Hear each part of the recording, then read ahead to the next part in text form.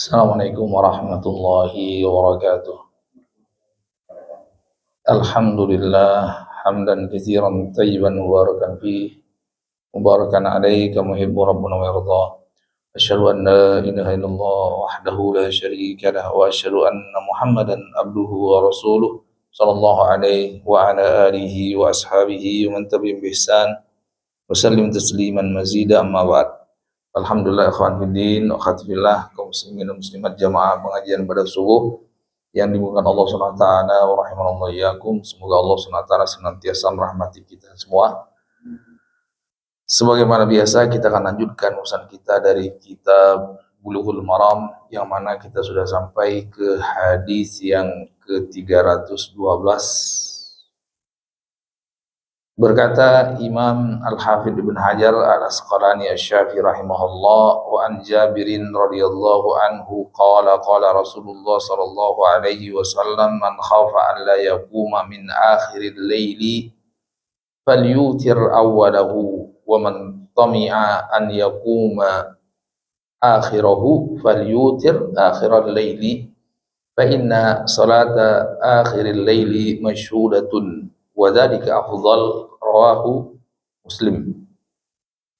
Hadis ini diriwayatkan Imam Muslim dari sahabat Jabir, semoga Allah meridhoinya. Beliau berkata, telah bersabda Rasulullah SAW, yang artinya, barang siapa yang takut dan khawatir tidak sanggup untuk bangun di akhir malam, mungkin karena kecapean atau mungkin karena tidur terlalu larut malam, maka hendaklah dia sholat witir di awal malam, seperti yang pernah kita nukilkan dari sahabat Abu Hurairah. Abu Hurairah itu kebiasaannya witir sebelum tidur. Kenapa? Karena kata ulama, tidurnya cukup larut karena pekerjaannya menghafal hadis Nabi Muhammad SAW.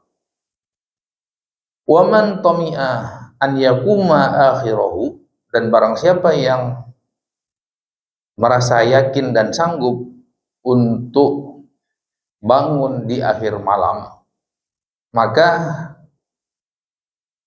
sebaiknya dia witir di akhir malam, karena sesungguhnya witir di akhir malam itu dipersaksikan dan yang demikian lebih utama. Jemaah yang dimuliakan Allah Subhanahu wa taala, di sini kita bisa ambil beberapa faedah. Yang pertama, hadis ini menunjukkan bahwasanya witir, sholat witir itu boleh di awal malam ataupun di akhirnya. Kata ulama, mereka mengambil kesimpulan waktu sholat witir itu dari setelah selesai sholat isya sampai terbit fajar. Kan panjang tuh. Setelah selesai isya sampai terbit fajar. Artinya boleh di awal, boleh di tengah, boleh di akhir. Boleh. Dan kita juga bisa ambil pelajaran daripada hadis itu bahwasanya mengakhirkan sholat witir di akhir malam itu lebih utama bagi yang yakin, yang kuat, yang sanggup untuk sholat witir berikutnya sholat lail di akhir malam. Ya. Kemudian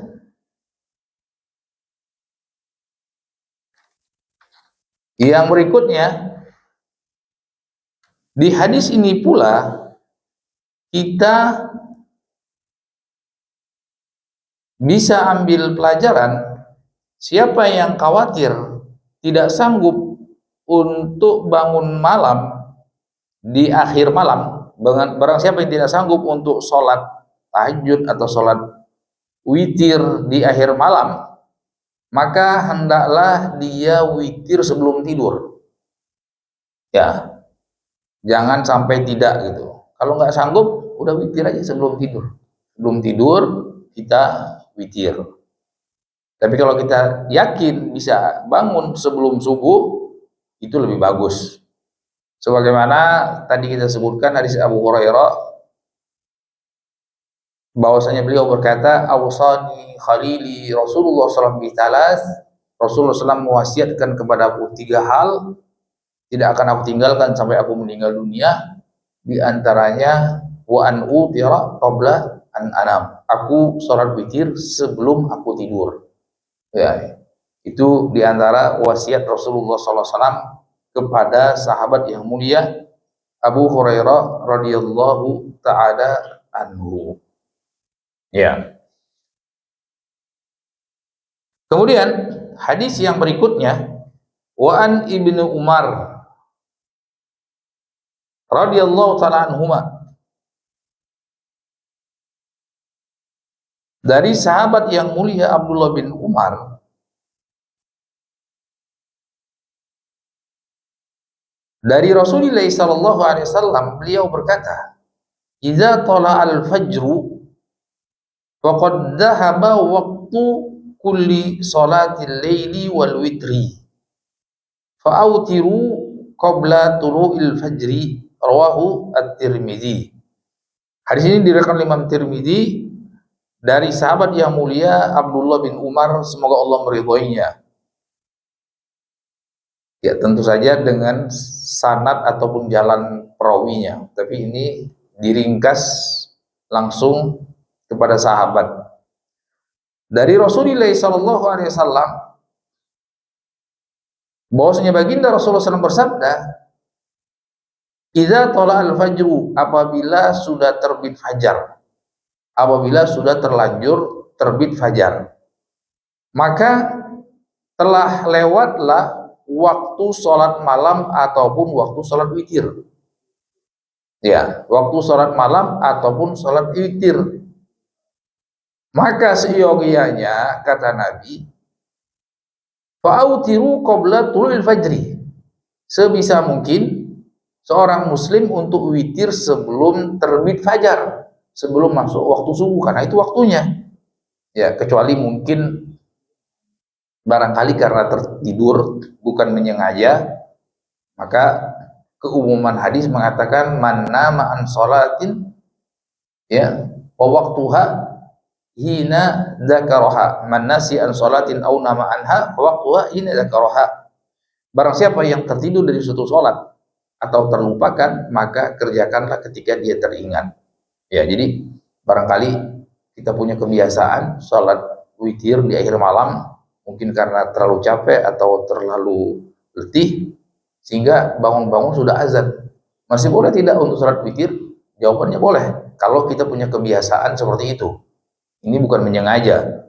Yang disebutkan dalam hadis ini, itu apabila seorang menyengaja, dia punya kesempatan setengah jam lagi subuh misalnya, tapi dia habiskan waktu untuk perkara yang lain sampai waktu azan subuh, maka ketika itu telah selesai baginya, tidak ada witir lagi atau tidak ada sholat malam kembali. Ya, kemudian ya, supaya hadis yang ke-313 ini tidak bertentangan dengan hadis yang ke-311 yang kita bacakan. Itu kan berbunyi, man nama anil witri aw nasiyahu falyusalli idza asbah aw dzakar. Barang siapa yang tertidur dari sholat witir atau terlupakan, maka sholatlah walaupun itu sudah subuh. Ya, ataupun ketika dia ingat. Maksudnya apa? Kalau lupa atau tertidur dan dia punya kebiasaan. Tapi ini orang ada kesempatan untuk sholat, tapi dia habiskan untuk ngopi, untuk lihat YouTube, sehingga masuk subuh. Padahal dikasih kesempatan oleh Allah SWT untuk sholat witir dulu, tapi dia sibukkan untuk perkara yang lain. Maka ketika itu, faqad dhahaba waktu kulli sholatil laili wal witir. Dia tidak mendapatkan, artinya sholat malam atau sholat witirnya. Nah, yang kita bisa ambil pelajaran daripada hadis ini, hadis yang witir, hadis yang menunjukkan witir itu dari sholat isya sampai sholat subuh, hadis yang sebelumnya. Barang siapa yang menyengaja meninggalkan sholat witir padahal dikasih kesempatan sampai terbit fajar, maka sudah lewat baginya waktu witir. Waktu witir, dan dia merupakan bagian daripada sholat malam. Ya, makanya Rasulullah SAW perintahkan untuk witir sebelum sholat fajar, sebelum waktu subuh. Itu. Makanya telah lalu bahwasanya apabila terlewat dari sholat witir, bagi yang meninggalkan dengan sengaja sampai terbit fajar, maka lewat waktunya. Adapun orang yang tertidur atau terlupakan, maka silakan dia kerjakan ketika dia terbangun, selama masih ada jeda untuk sholat subuh berjamaah, gitu. Tapi kalau tiba-tiba sudah qomat, ya, maka kata Nabi, idza uqimatis shalah fala shalata illa maktubah. Apabila sudah dikumandangkan iqamat atau sudah didirikan sholat berjamaah, maka tidak ada lagi sholat sunnah kecuali yang fardu tersebut. Jadi jangan lagi kita sholat sunnah. Witir kan bagian daripada sunnah, atau qobliyah subuh bagian daripada sunnah. Kalau sudah Allahu Akbar, la ilaha illallah, qomat, atau lewat dari qomat, sudah imam sudah takbir Allahu Akbar, maka tidak ada sholat qobliyah subuh lagi, apalagi sholat witir, gitu. Apalagi sholat witir. Maksudnya ini kalau masih ada jeda, masih ada cukup waktu untuk sholat witir dan sholat qobliyah subuh, ya kan biasanya qomat di rata-rata kaum muslimin kasih jeda antara azan subuh dengan qomat itu agak panjang. Kita berapa kita? Berapa? 16 menit. Sebagian tempat ada yang 20 menit. Sebagian tempat ada yang 30 menit. Sebagian tempat gitu. Artinya dia lebih panjang dibandingkan qomat waktu zuhur, qomat waktu isya, ya, atau qomat waktu subuh, waktu maghrib. Sebagian tempat malah saya pernah berjumpa di sebagian masjid, kalau maghrib itu adzan langsung qomat. Pernah kan lihat? Ya. Nah, tapi kalau subuh saya tidak tahu. Ya, memang sesuai sunahnya seperti itu. Ya, di mana-mana rata-rata waktu subuh itu relatif panjang. Jadi dari qomat, dari azan ke qomat itu relatif bisa cukup untuk macam-macam, ya kan? Ada yang mau mandi masih cukup mandi, ada yang mau qobliyah bisa cukup, dan lain sebagainya. Jadi barang siapa yang terbiasa sholat witir sebelum masuk waktu subuh, kemudian suatu saat dia tertidur, tiba-tiba bangun subuh, kalau dia yakin masih cukup waktu untuk sholat, ya, sebelum dikumandangkan iqamat, maka silakan dia untuk sholat witir, ya. Kalau sanggup tiga, kalau dikhawatirkan kepanjangan cukup satu kali satu rakaat, ya, kemudian sholat qobliyah subuh. Kemudian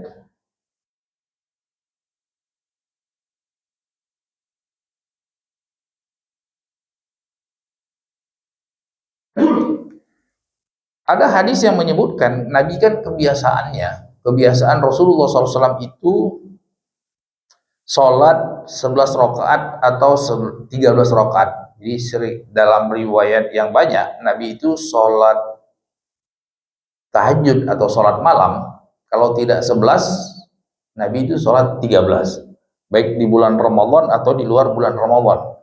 Nah, kadang-kadang diriwayatkan oleh Aisyah, karena Rasulullah SAW idza lam yusalli minal laili, Rasulullah SAW kadang-kadang tertidur. Ya.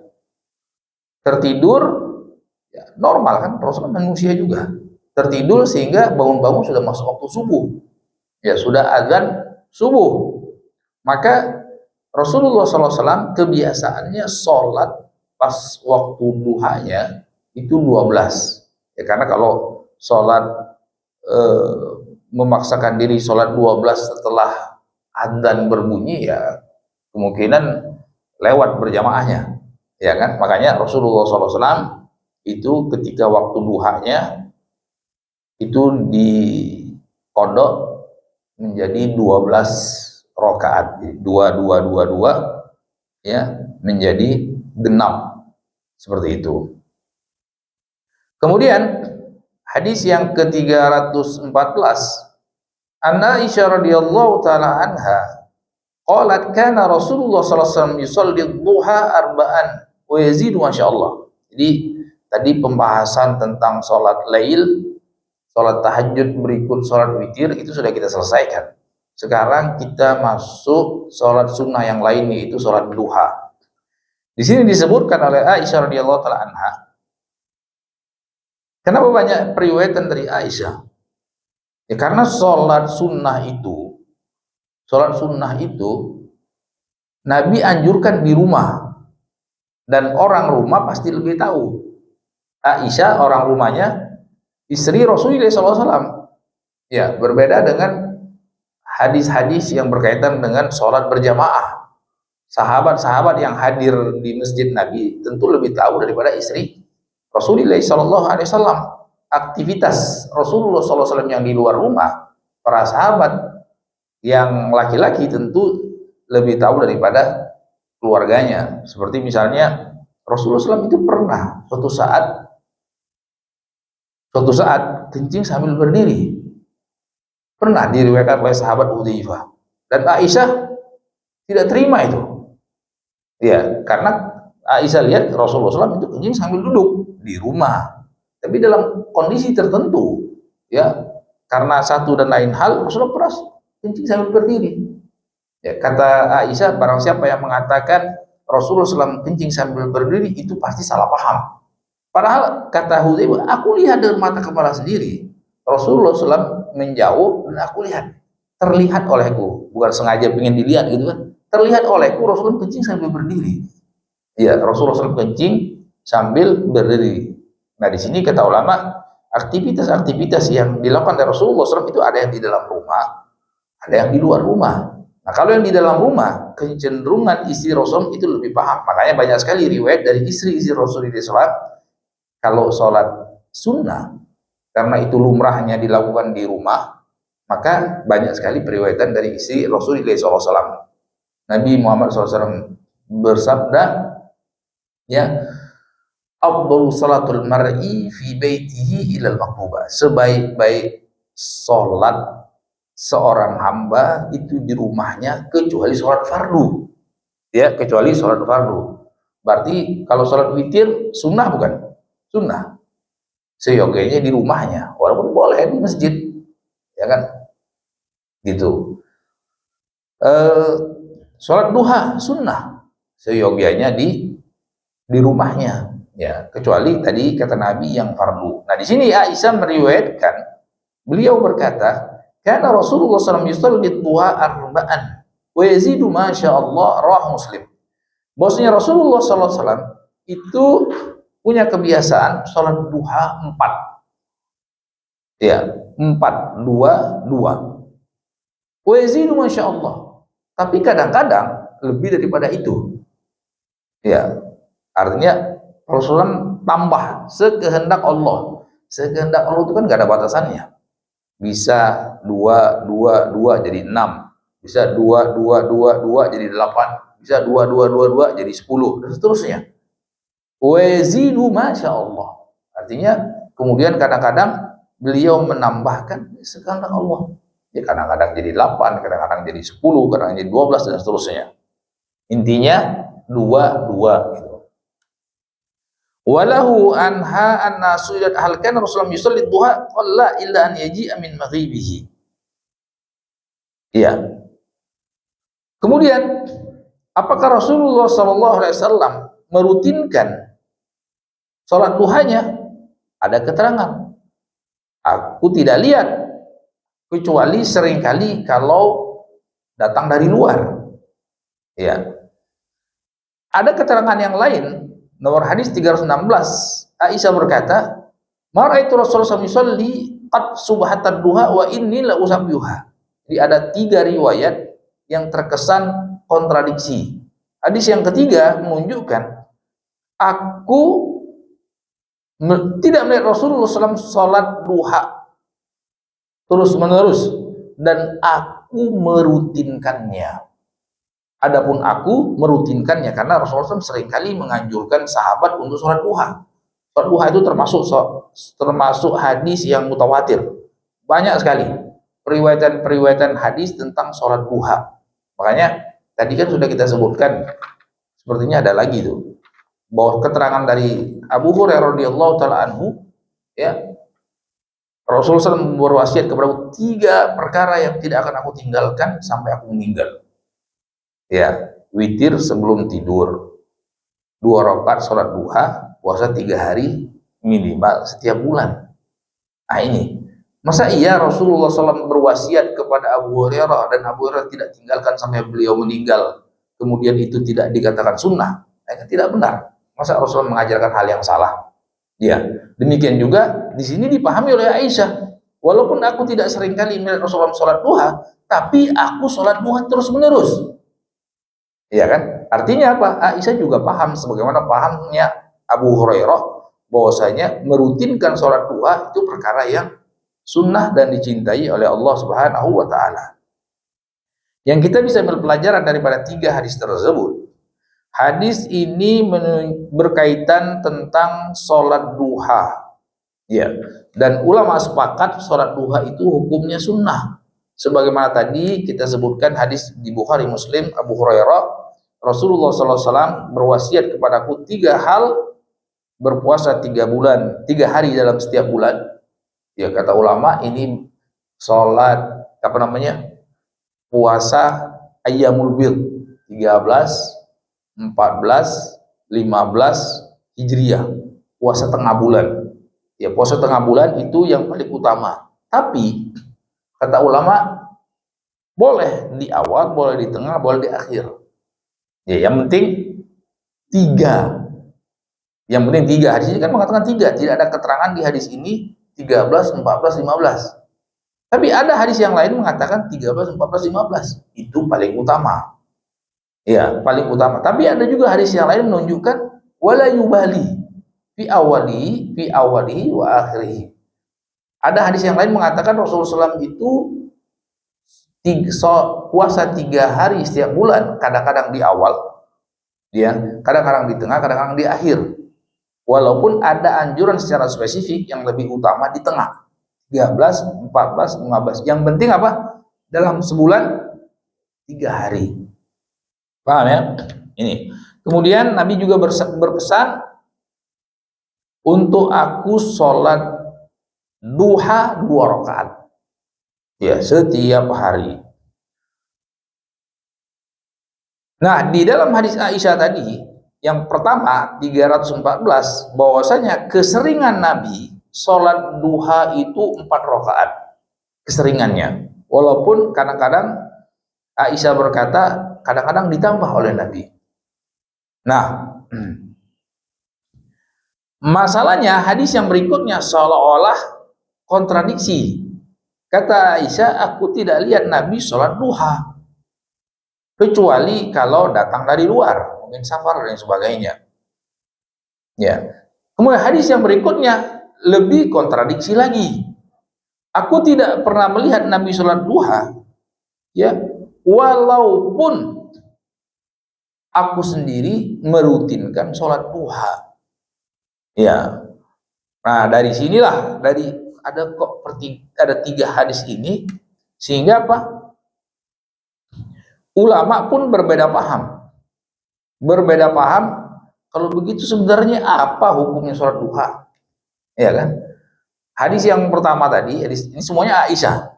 Pertama, aku lihat Nabi itu punya kebiasaan sholat duha 4. Ya kan? Dan kadang-kadang lebih. Hadis yang kedua, aku tidak lihat Nabi sholat duha kecuali kalau datang dari luar, dari safar dan sebagainya. Yang ketiga, aku sama sekali tidak lihat Rasulullah sholat duha. Ya, sama sekali tidak lihat Rasulullah sholat duha, walaupun aku merutinkannya. Ya kan? Nah, ini mengkompromikannya bagaimana? Ya. Kata Allah bisa jadi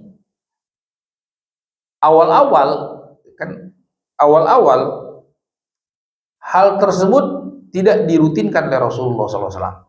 Di akhir hayatnya beliau rutinkan, ya kan? Karena apa? Karena hadisnya sama-sama sahih. Iya, seperti itu. Kan banyak hal-hal yang Rasulullah SAW kalau melakukan suatu perkara yang sunnah, itu Rasulullah merutinkan, ya kan? Makanya Nabi bersabda, ahabbul a'mal ilallah ad-dima. Dalam riwayat adwa muha wa inqal. Amalan yang paling Allah cintai itu yang konsisten. Ya. Jadi walaupun sedikit. Makanya seperti Abu Hurairah, dia nggak tambah-tambah 2 rakaat aja. Tapi tiap hari. Daripada hari ini 12 rakaat, besok libur. Ya kan? Besoknya lagi libur lagi. 3 hari kemudian semangat 24 rakaat. Masya Allah gitu. Tapi libur lagi. Nah, kata Rasulullah SAW, sebaik-baik amal ibadah itu yang konsisten dan terus-menerus, istiqomah. Walaupun sedikit. Kalau dua, itu lebih baik daripada tadi. Naik turun. Sama seperti puasa 3 hari setiap bulan. Abu Hurairah ambil yang simpel, paling simpel itu paling sedikit. Itu kan puasa 3 hari setiap bulan. Jadi 30 hari ambil 3 hari. Ya kan cuman 10%. Ya. Dibandingkan puasa Senin Kemis. Senin Kemis berarti dalam setiap bulan berapa hari? 8 hari. Apalagi puasa Daud 50%. Ya, sehari puasa, sehari enggak, sehari puasa. Nah, ini mana yang kita, maka kata Nabi, alaikum minal amal ma tutiqun. Sesungguhnya ketika kamu hendak melaksanakan ibadah sunnah, itu ngukur kemampuan. Supaya apa? Supaya bisa istiqomah.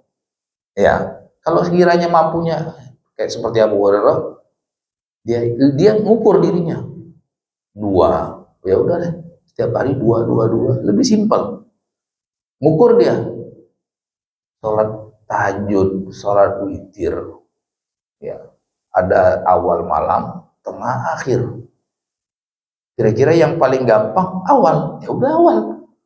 Istiqomah terus, itu lebih baik daripada sholat malam, bangun malam jam 1 sampai subuh 3-4 jam, Masya Allah. Tapi 2 hari berikutnya libur, bangun matahari terbit, gitu kan. Nah, ini perlu mengukur diri, ini penting. Makanya saya kasih contoh, ada sahabat Nabi namanya Abdullah bin Amr bin As. Itu puasa tiap hari. Puasa tiap hari. Nah, sama bapaknya Amr bin As diadukan ke Nabi. Rasulullah, ini Abdullah anak saya puasa tiap hari, kecuali hari lebaran. Memang kan haram puasa tiap hari. Panggil sini, kata Rasulullah SAW. Aku dengar kamu puasa tiap hari. Betul ya Rasulullah? Nah, anak muda kan, masih muda gitu. Kata Nabi, cobalah puasa yang ringan-ringan dulu, ya. Misalnya 3 hari, sehari puasa, 3 hari libur. Wah, kecil itu Rasulullah, ya kan? Atau 2 hari puasa, 1 hari puasa, 2 hari libur. Lebih nggak susah itu. Terus kata Nabi, atau 1 hari puasa, 1 hari libur. Ya, tadinya Rasulullah menganjurkan awalnya cuma seperti Abu Hurairah 3 hari setiap bulan, paling ringan. Dia merasa dia masih muda, kuat. Sampai akhirnya Nabi katakan 1 hari puasa, 1 hari libur. Aku bisa, gampang. Orang tiap hari aku biasa, gak ada masalah, sehat walafiat. Disuruh berjihad, aku berjihad. Disuruh haji, aku haji. Apa susahnya? Kata Nabi, udah itu saja. Satu hari puasa, satu hari libur, dan itu puasa Nabi Daud. Puasa yang paling Allah cintai. Puasa Nabi Daud, puasa yang paling Allah SWT cintai. Nah, disebutkan dalam periwayatan hadisnya, ya, itu ada hadis yang menunjukkan Abdullah bin Amr bin Al-As itu nyesel. Ya, dia kata, ya laitani akhadtu bi rukhsati Rasulullah SAW. Ketika dia sudah berumur dan sudah tua, ya, sepeninggal Rasulullah sudah meninggal lama, dia nyesel. Kenapa dulu aku tidak menuruti pesan Nabi untuk puasa 3 hari setiap bulan? Ya, kenapa? Akhirnya itu diriwayatkan Abdullah bin Amr bin Al-As di akhir hayatnya itu tetap berusaha untuk puasa Daud walaupun sudah tua renta. Tapi modelnya bukan sehari puasa, sehari enggak, sehari puasa, sehari enggak. Karena udah capek, sudah sangat tua. Akhirnya apa? Dia pas lagi capek, sebulan libur. Akhirnya apa? Sebulan dia kodok. Karena menyesuaikan fisiknya. Kenapa? Beliau tidak mau meninggalkan ibadah yang sudah rutin dia lakukan di zaman Nabi. Artinya ketika Nabi masih hidup, semangat. Nabi sudah meninggal, dia tinggalkan. Nah, ini dia tidak mau. Intinya apa? Intinya, mungkin Rasulullah dikasih wahyu oleh Allah, bahwasanya masa depan Abdullah bin Amr itu masih panjang. Bukan anak muda terus meninggal. Masih panjang. Mungkin dikasih tahu oleh Allah SWT melalui malaikat Jibril. Kadang-kadang Rasulullah dikasih tahu. Kan Rasulullah bukan manusia yang bisa tahu perkara esok hari, yang cuma bisa tahu perkara hari esok hari atau masa depan itu cuma Allah, ya kan? Allah tegaskan bahwasanya wa ma tadri nafsun madza taksibukan, tidak ada yang tahu apa yang akan terjadi esok hari, termasuk Nabi, kecuali Allah kasih tahu, ya kan? Kecuali Allah kasih tahu. Makanya banyak keterangan-keterangan kok Rasul tahu masa depan. Rasul bukan, Nabi dikasih tahu. Nabi juga, nah termasuk ini, mungkin Nabi dikasih tahu siapa? Abdullah bin Amr As umurnya panjang.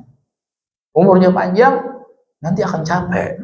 Nah, terbukti dia nyesel di akhir hayatnya ketika sudah tua renta tetap memaksakan untuk puasa Daud. Kenapa dulu aku tidak ngeyel? Ikut aja pesan Nabi puasa 3 hari setiap bulan, kan tidak berat. Kalau tidak sanggup 13, 14 berturut-turut, ya udah bagi-bagi aja, tanggal awal bulan sekali. Awal bulan itu kan bisa tanggal 1, tanggal 2, tanggal 3, 4 sekali. Tengah bulan sekali, bisa 13 atau 14 atau 15 sekali. Akhir bulan bisa 25 sekali. Itu ringan, ya kan? Dibandingkan 13, 14, 15 berturut-turut. Tapi kalau merasa kuat 13, 14, 15 itu lebih utama. Seperti itu. Ya. Kemudian sedikit lagi di hadis yang ke-314, jadi kan tadi hadisnya 314, 315, 316 kita lihat seolah-olah ada kontradiksi seperti itu. Tapi tadi sudah kita arahkan, ya, sudah kita arahkan dan sesuai dengan pendapat mayoritas ulama, ya, sebagaimana dikatakan oleh Imam Ibnu Jarir, bahwasanya kalau kita perhatikan dengan sesama, hadis itu tidak ada kontradiksi. Kenapa? Laisa bi adil hadis yadfa sahibahu. Maksudnya ini kata beliau, kadang-kadang Aisyah lihat itu 4 rakaat itu boleh karena Rasulullah SAW pernah lihat seperti itu. Kadang-kadang di waktu yang lain ada 2 rakaat. Kadang-kadang ada hadis yang lain menunjukkan 8.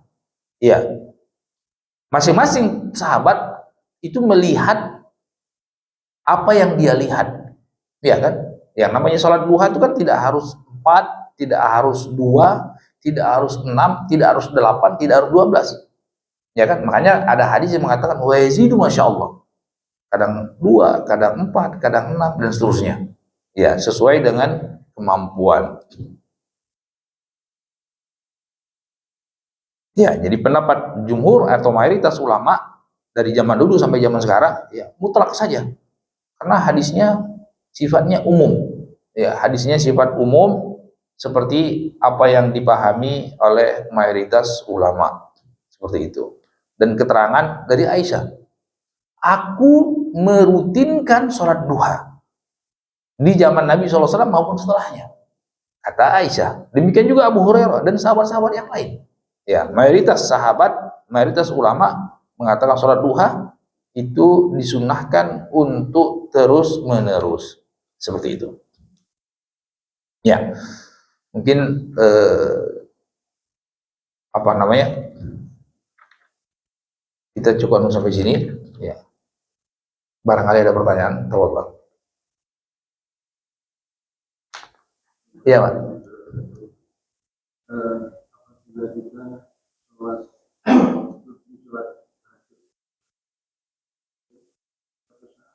kita sholat duha 4 rakaat. Sudah suatu saat kita juga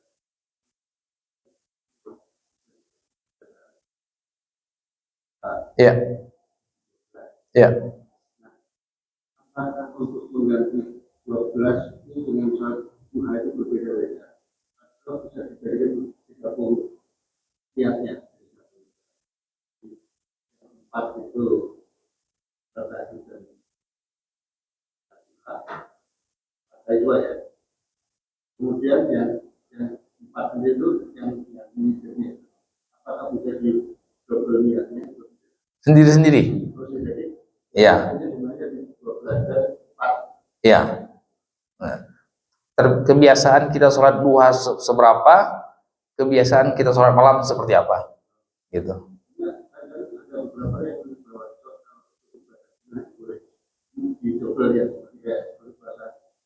Puasa hari Kamis, kemudian ada yang lebih hari Senin sekali yang puasa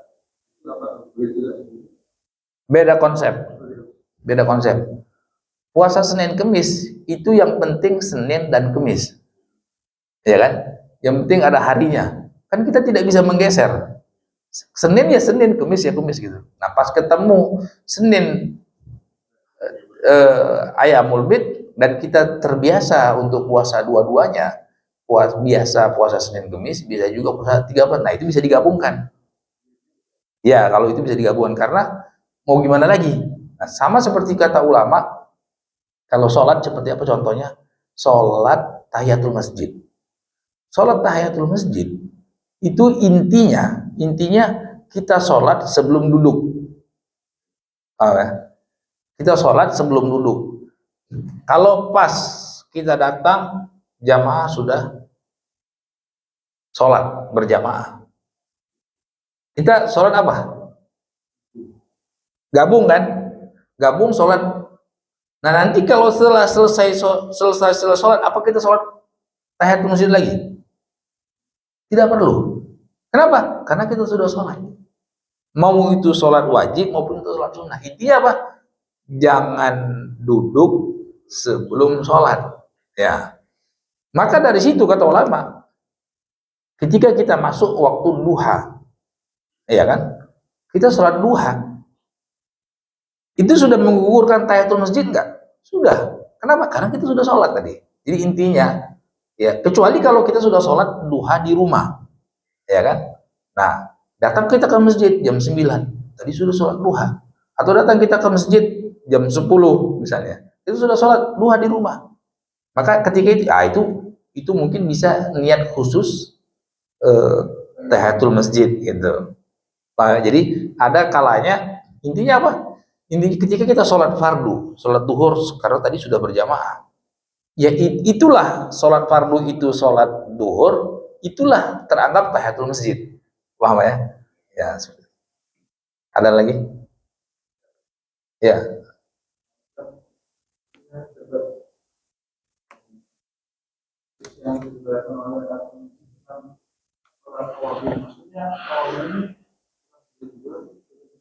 Oh ya, nanti itu sepertinya ya pertemuan kita berikutnya sholatul awabin ihina tarabil yusar. Salatul awabin, awabin itu artinya orang yang selalu rujuk kepada Allah Subhanahu wa taala, memaksimalkan ketakwaan kepada Allah Subhanahu wa taala. Kata ulama, itu waktu yang paling utama untuk sholat duha. Ya, jadi sholat duha itu semenjak matahari terbit ya sampai waktu zuhur. Panjang kan rentangnya? Panjang. Artinya apa? Boleh jam 7, boleh. Boleh jam 8, boleh. Boleh jam 9, boleh jam 10, sampai jam 11, boleh. Nah, waktu yang paling utama itu kata Nabi, kan zaman dulu kan sulit ngitung-ngitung waktu persis jam 11. Nabi berbicara dengan sahabat yang biasa main onta. Jadi Nabi bilang, ketika anak-anak onta itu sudah cari tempat berlindung dari panas terik matahari. Jadi Allah kasih insting kepada binatang itu untuk jemuran. Nah, terutama anak-anak onta itu, dia karena sahabat sehari-hari lihat onta, lihat anak-anak onta, dia punya kebiasaan itu jemuran, gitu, ya kan? Biar dapat vitamin D dan lain sebagainya gitu. Nah, kalau sudah terlalu panas, dia cari tempat berlindung di bawah pohon gitu, karena panas, karena tidak sanggup berteduh gitu. Nah, kata ulama, kapan waktunya? Ya sekitaran jam 11 gitu. Ya, kalau sudah atau lewat sedikit, sudah di ujung dia. Itu waktu duha yang paling utama. Artinya kira-kira kita sama seperti kita lah, kita bisa mengukur kalau sudah nggak sanggup ya jam berapa kita harus ini. Kata bapak-bapak zaman dahulu, ya, bapak-bapak kita zaman dahulu itu kan kalau bajak sawah pakai kerbau, itu ada waktunya. Kerbau sudah marah dia. Kita diantem kalau tetap kita paksakan kerbau untuk membajak sawah. Kenapa? Karena sudah sangat terik. Nah, jadi mereka punya insting. Nah, itu kapan? Nah, itu di penghujung waktu duha. Ya, itu sudah tidak sanggup lagi, ya artinya sudah terlalu kepanasan, maka mereka cari tempat berteduh. Gitu. Itu maksudnya. Jelas kan?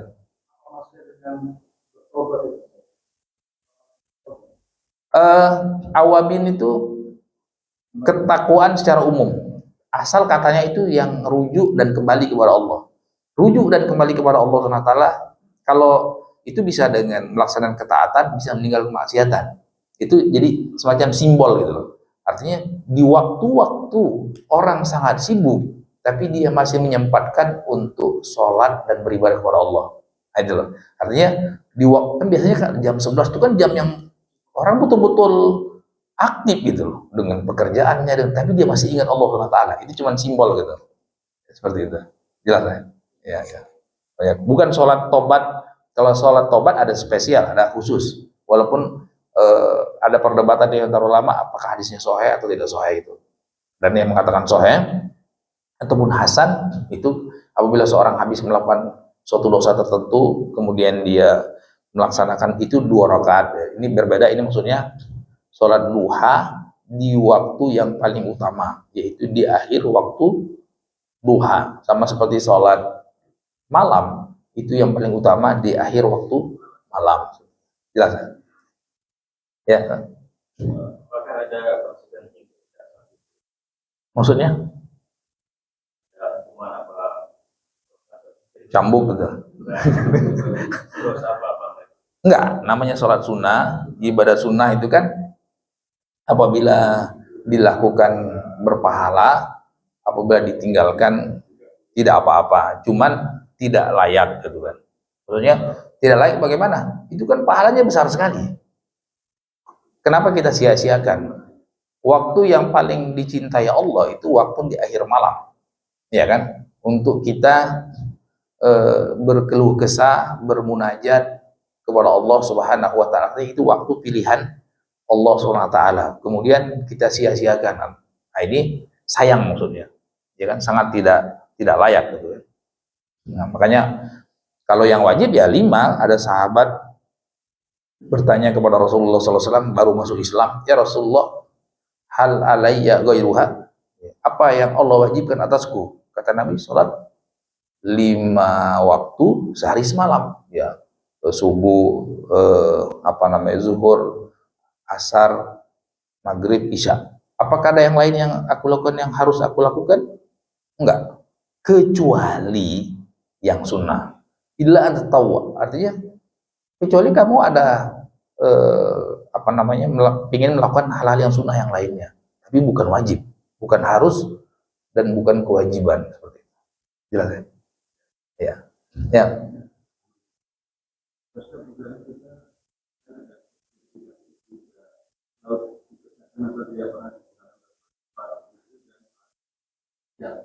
Qobliyah subuh, ya.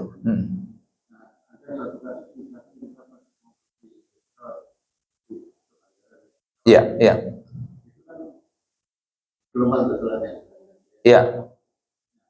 Pada saat azan, saya langsung sholat subuh. Iya. Iya. Itu mana yang utama? Berjamaah. Berjamaahnya dulu, kemudian kita padanya belakangan. Atau kita biasa ikut itu kita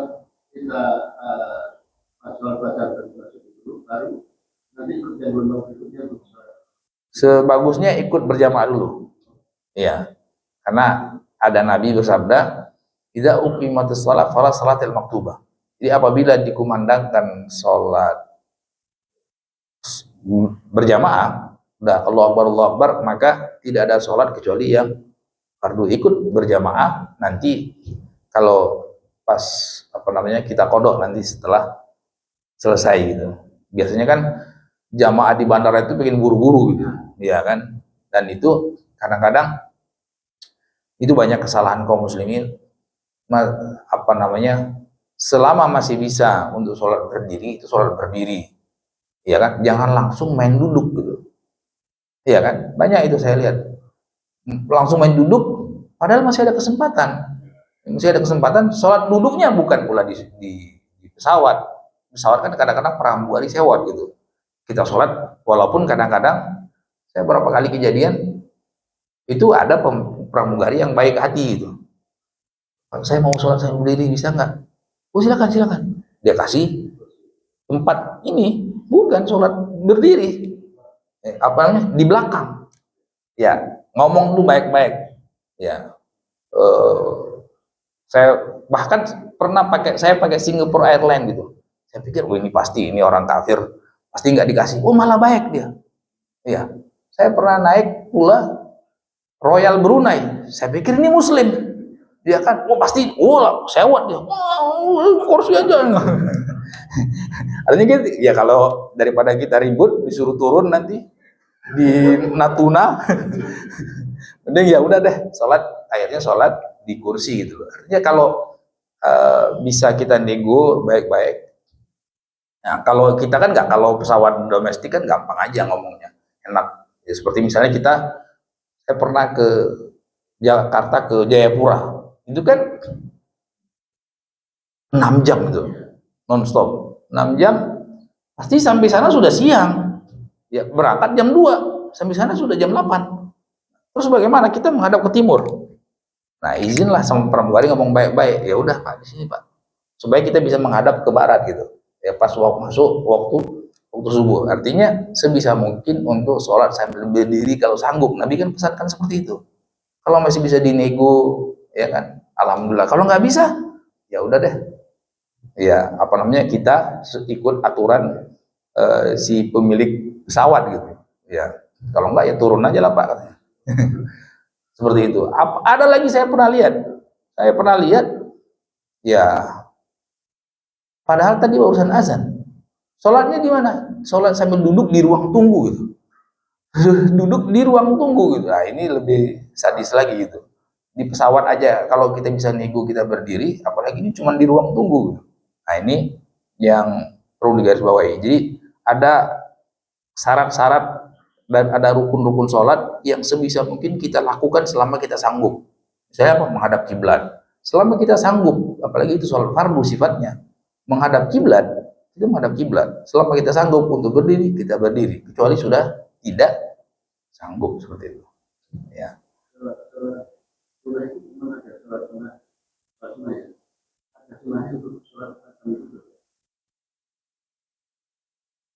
Boleh, tapi pahalanya separuh dari pahala berdiri kata Rasulullah. Jadi ada hadis yang mengatakan sholat sambil duduk itu separuh daripada sholat sambil berdiri. Itu sholat sunnah. Ya, sholat sunnah. Artinya orang sehat walafiat, segar bugar, sholat sambil duduk, boleh tidak? Kalau sunnah boleh, tapi pahalanya separuh gitu. Ya itu ya boleh buat pahala full insya Allah. Ya, artinya kalau kita memaksakan sambil berdiri malah berdosa. Apa misalnya kita sudah tidak sanggup lagi untuk sholat sambil berdiri gitu kan misalnya, terus kita berdiri, kalau orang Palembang bilangnya telungkup. Nah seperti itu malah berdosa kita, ya kan. Artinya tadi Nabi sudah sabdakan, alaikumil aman mututikun, kalian itu beramal sesuai dengan kemampuan, jangan memaksakan tidak sanggup gitu. Tidak sanggup sambil berdiri kita paksakan, itu namanya takalluf, dan itu hal yang tercela, itu sesuai dengan kemampuan kita. Betul. Jelas kan? Ya. Saya pernah tanya sama Ustaz, bagaimana penyebaran dari hadis qudsi ya. Cukuplah untuk 4 rakaat di awal pagi. Ya. Jadi Ustaz menjawab, sholat dengan suruh 2 rakaat, juga itu bangun sholat duha. Kan sudah 4. Itu yang Ustaz jawab. Tadi Ustaz bilang masuk duha itu jam 7. Iya. Yang saya tanya tadi, itu 2 rakaat setelah sholat suruh sudah masuk duha atau belum? Iya, saya jawab. Ya. Kata ulama, sholat syuruk itu sama dengan sholat duha yang dikerjakan di awal waktu. Nama beda, tapi hakikatnya sama gitu. Paham Pak ya? Jadi satu entitas memiliki 2 nama, 3, 4 boleh, nggak ada masalah. Sholat duha disebutkan juga sholat awabin. Jadi sholat duha itu ada beberapa nama untuk satu entitas. Jadi sholat duha itu kapan? Sholat sunnah yang dilaksanakan di waktu duha, itu namanya sholat duha. Jadi duha itu waktu, sama seperti sholatul lail. Lail itu waktu, malam. Malam itu kapan? Kata ulama tadi, semenjak sholat isya sampai terbit fajar. Nah sama ini juga. Sholat duha itu setelah matahari terbit sampai menjelang matahari tergelincir waktu duhur. Jadi waktunya panjang. Nah, sholat syuruk itu sholat duha, cuman dikerjakan di awal waktu. Sholatul awabin, sholat duha, cuman dikerjakan di akhir waktu, ya pas panas gitu. Jadi seperti itu. Jelas ya? Ya, jadi sholat syuruk ya sholat duha. Ya, sholat duha cuman di awal waktu, seperti itu. Ya, sholat awabin, sholat duha juga, cuman dikerjakan di akhir waktu gitu. Ada lagi? Ya.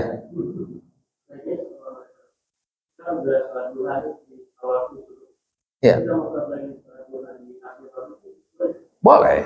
Kan wa yazidu masya Allah. Hadisnya mengatakan wa yazidu, menambah terserah. Ya kan? Wa yazidu masya Allah, sekehendak Allah SWT. Boleh, tidak ada masalah. Selama masih di waktu duha gitu. Ya kan? Seperti itu. Iya. Cukup kali ya? Cukup Pak? Baik, kita tutup dengan doa kepada majelis. Subhanakallah bihamdik, asyhadu an la ilaha illa anta astaghfiruka wa atubu ilaik. Assalamualaikum warahmatullahi wabarakatuh.